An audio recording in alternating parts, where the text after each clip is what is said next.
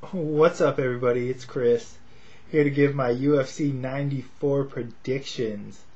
I'm not going to break down all the fights. Some of the undercard fights I don't know both fighters or don't know enough to make accurate predictions. And I only really want to break down 3 real fights, really break them down. So I'm just going to give picks on 4 undercard fights or main card bouts that I'm not going to necessarily break down, but kind of interested still in how they're going to turn out. I'm going to go with Thiago Tavares by decision over Manny Gamburyan. Both these guys need to win. I think the loser may be out of the UFC, so should be a good fight. I don't know. I just think Tavares is a little more dynamic of a fighter, although he hasn't looked so great in his last few outings. I'm going to go with John Fitch by decision over Akihiro Gono. Just has the style and size to be able to beat Gono. Probably ground him out to a decision win. I think Gono's better on the feet, but I think Fitch can control him on the ground. May be able to even stop him, but I'm going with the decision. Stephan Bonner over John Jones. Jones looks like a good prospect, but he's very relatively inexperienced. And Bonner's got a lot of experience. He's been off for a while, but I think he should be able to handle Jones at this stage of Jones's career. He's still developing. And Carl Parisian by decision over Dong Hyun Kim. Don't know too much about Dong Hyun Kim. I think I've only seen him fight once. Should be a good fight. Pretty sure both guys have similar styles. Maybe one of the fights of the night. But I think Carl really has something to prove. And I think he's going to come out on a tear and win this by decision in what should be an exciting fight. So the first fight I'm going to really break down. Nate Diaz versus Clay Guida. Diaz is coming off the split decision over Josh Neer. Guida is coming off the decision over Mac Danzig. Interesting that Guida is facing back-to-back Ultimate Fighter winners. He beat Danzig, so we know he's capable of beating Ultimate Fighter winner, obviously. So now this is a real good test for Nate Diaz. I'm a Diaz fan, to be honest. Guida always makes for great fights, fight of the night type fights. This should be a good fight. We've got the submission fighter against the guy that's hard-working fighter, likes to get guys on the ground, can stand, endless supply of cardio for Guida. Likes to get guys on the ground though and work them over there like he did with Mac Danzig. Controlled the top game, just out-hustled Danzig that whole fight. In a fight that I had picked Mac Danzig to win, to be honest. As I said, Guida, he's probably got advantages and obviously in experience. He's had a lot more fights in the UFC. He's fought a lot better opposition. However, I'm going to go with Diaz. This may be a foolish choice. I am a Diaz fan, as I said. But Clay makes a few mistakes sometimes in his... he has good submission defense, but sometimes he is prone to being submitted or puts himself in positions where he can be caught. He's been in those positions before with guys like Tyson Griffin and I can't recall who else, but he's put himself in those kind of positions. And Nate Diaz has showed he has a dynamic submission game in the UFC. He's been able to use that. Granted, he couldn't catch Josh Neer, but I think Josh Neer's a little better at the submission awareness than Clay is. Clay takes a lot of chances and it puts himself at risks. So it should be pretty good on the feet. It'll be interesting to see who gets the better of it there. But I think eventually Clay is going to go in for a shot or be working on the ground, and Nate's going to be able to catch him with some kind of submission. Armbar, triangle, something like that. So, Clay could very well win a decision, but I'm going to go with Nate by submission. It should be a really good fight. Next up, we got Lyoto Machida against Thiago Silva. Both guys are 13-0. Undefeated. Obviously undefeated in the UFC. Machida's coming off the win over Tito. Thiago's coming off a win over Antonio Mendez. He looked a little rough spot early, but turned it on and ended up stopping him in the first with a submission due to strikes. The Machida-Tito fight, I picked Tito to win that, I think. Machida controlled the entire fight. Almost got caught in a triangle late, but was able to escape, but controlled the entire fight. Surprised how one-sidedly that fight was. So Machida, he's been on a tear. Seems as if he wins this, he may get the shot at Rashad Evans next. I don't know. He's been on a real tear at the light heavyweight division, and it seems like he can only be denied a title shot for so long.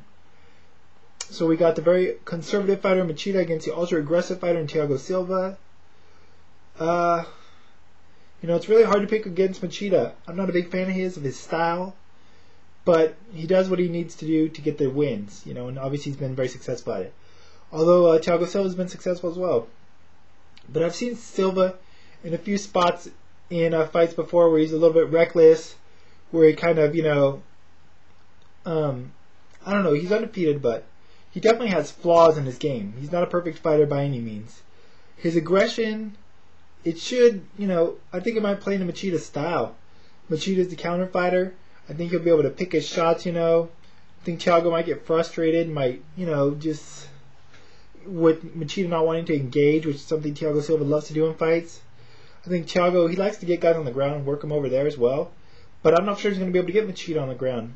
Machida's got the good takedown defense that he's shown. Very elusive on his feet. This fight could probably go either way. But I'm going to go with Machida, I just have never really seen the guy in danger. Style just seems to be very effective for him, even if I'm not a big fan of it. Might not be the most exciting fight, although I'm sure Thiago Silva will try to make it. Because if it is exciting, that probably means he's winning. Or getting the better of it. But unfortunately, I don't think he's going to be able to implement his game plan as successfully as Lyoto Machida is. So I'm going to go with Machida by decision. Next up, main event. Welterweight champion George St. Pierre against lightweight champion BJ Penn. This is a rematch of a fight they had a couple years ago that St. Pierre won by a split decision. St. Pierre's coming off the dominant win over John Fitch, one-sided, as BJ Penn is coming off the one-sided destruction over Sean Sherk. What better time to have this fight? Both guys are coming off, as I said, one-sided wins over their number one contenders in each division, respectively. So couldn't have a better time to have this fight. Super Bowl weekend, big card. They're building it up with the UFC primetime. It's a really good fight. As with a couple other fights I mentioned, it could go either way. BJ was getting the better of in the first fight. Definitely in the first round, he was picking George St. Pierre apart on the feet. St. Pierre controlled the second and third rounds of their first fight just with takedowns and stuff, kind of working over BJ Penn on the ground, but never really dominating, which is why he got the split decision. It was a close fight. I scored it for St. Pierre the first one. This fight, watching the countdown show and whatnot, UFC primetime, I'm going to go, I was going to go George St. Pierre anyway, to be honest. Both guys are really good, awesome all-around fighters, pound for pound, very top. But the old adage goes in combat sports, well, more so in boxing, but I think it also applies in mixed martial arts. When you get two good fighters, usually a good big man beats a good little man, when all other things are almost equal. Not to say they are equal, I think both fighters have certain advantages, but I'm going to go with George St. Pierre. He's the bigger fighter. And on the UFC primetime, he just seems like he wants it more. He seems to be working hard for it. BJ Penn is a very gifted fighter naturally, but I think he relies a lot upon his natural gifts and skills, and he may not work as hard in the gym as George St. Pierre does. And I think George St. Pierre's just got a real hunger and a real... I'm not saying BJ Penn doesn't want this fight. He definitely wants this win, but I think George is working a little bit harder for it in the training for it. And I think George has improved his game since their first fight, much as he did from the first to second and third Hughes fights. He's got really good striking. He's been really dominant against wrestlers in his division, guys that you would think would have advantages in the takedown defense and wrestling department. He's been able to dominate those guys like John Fitch and Josh Koscheck. Came back and looked good in the rematch against Sarah, dominated that fight. He's got good stand-up, good kicks, excellent cardio, something I'm questioning on BJ Penn, especially going to a 5-round fight. Seems to always look tired after his wins, even over Shirk and Joe Stevenson fights that he dominated. He still looked tired in those wins. Kind of looked like he was breathing really heavy at the end of those fights. I think it should be a good fight. I could see, Penn early possibly winning. Maybe the first round or two. I don't know. Rounds could go back and forth. This is really going to be an exciting fight. Two evenly matched fighters, The only real advantage being, like I said, in size maybe and possibly cardio. I think it'll get to the fourth or fifth round, then I think BJ Penn may tire out a little bit. We'll see. Not to say he will, but it's definitely a strong possibility, especially if George St. Pierre takes him down and works on him from the top. I think he might be able to wear him out a little bit that way, or make BJ Penn use a lot of his cardio. And I think by the late fourth, fifth round, I think BJ Penn's probably going to get tired out, to be honest. And if that's the case, I think George St. Pierre is really going to be able to dominate from there on, either in the stand-up game with his kicks and striking from the outside, or just controlling from the top position. I don't see either fighter getting a knockout, although it is capable, especially BJ's got strong hands, and George St. Pierre has shown a susceptible chin, at least in the Sarah fight, although that was a glancing blow to the back of the head. Don't see either fighter getting submitted. I think it's going to go decision. I'm going to go with George St. Pierre by decision, and what should be a great fight, and really looking forward to it. And hopefully it'll be fight of the night. So anyways, that's it for now. Probably be back on Sunday with my afterthoughts. But until then, I'm out of here. Bye.